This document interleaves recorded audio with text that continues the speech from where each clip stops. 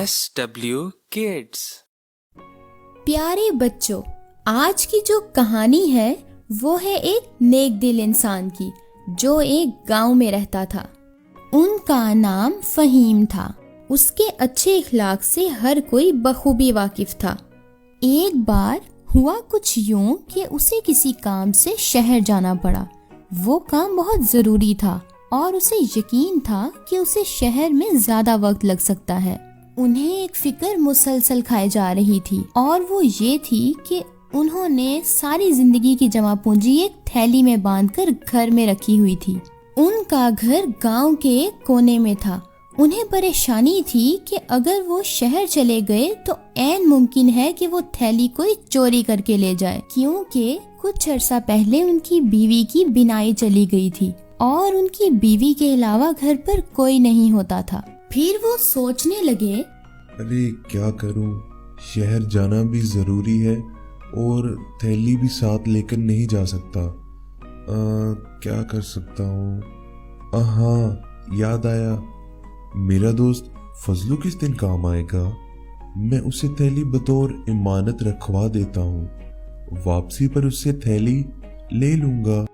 जिस दिन चचा फहीम को शहर जाना होता है वो रास्ते में फजलू की दुकान से होते हुए जाते हैं ताकि उसे थैली पकड़ा दें।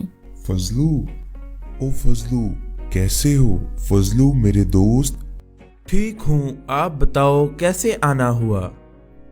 मैं एक जरूरी काम से शहर जा रहा हूँ, क्या तुम मेरी थैली अपने पास इमानत के तौर पर रख लोगी? अरे ये भी कोई पूछने की बात है, लाए दीजिए, मैं मुकम्मल हिफाजत से अपने पास रख लेता हूँ। चचा फहीम फिर गांव से शहर चले जाते हैं। फजलू बड़ी हैरत से थैली की तरफ देखता है कि इसमें ऐसा क्या है जो चचा ने मुझे पकड़ा दी। वो थैली खोलता है तो पैसे देखकर दंग रह जाता है, लेकिन उसका ईमान डोलने लगता है। वो थैली छुपाकर घर ले आता है। फजलू के पास और भी बहुत से लोग अपनी कीमती चीजें इमानत के तौर पर रखवाते थे, लेकिन वो उन्हें छुपा देता था। फहीम चचा शहर से अपना काम करके गांव वापस लौट रहे थे। वो रास्ते में गुजरते हुए फजलू की दुकान पर चले गए। अरे फजलू, अरे चचा इतनी जल्दी आ गए? हाँ भाई, क्या बताऊं, बस आना पड़ गया। तुम ऐसा करो, वो जो थैली मैंने तुम्हारे पास अमानत रखवाई थी ना, वो मुझे लौटा दो, फिर शायद मेरा तुम्हारी तरफ चक्कर ना लगे। फजलू चचा की इमानत का साफ इनकार कर देता है और मुकर जाता है। कौन सी इमानत? मुझे नहीं मालूम, तुम किस चीज की बात कर रहे हो? अरे क्या मतलब कौन सी अमानत? मैं जाते हुए खुद तुम्हें पकड़ा कर गया था, तुम्हें याद नहीं?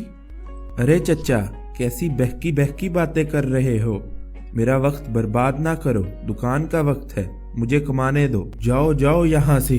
अरे देखो, ऐसा मत करो, मेरी सारी जमा पूंजी उस थैली में थी, तो मेहरबानी करके मुझे वो थैली लौटा दो।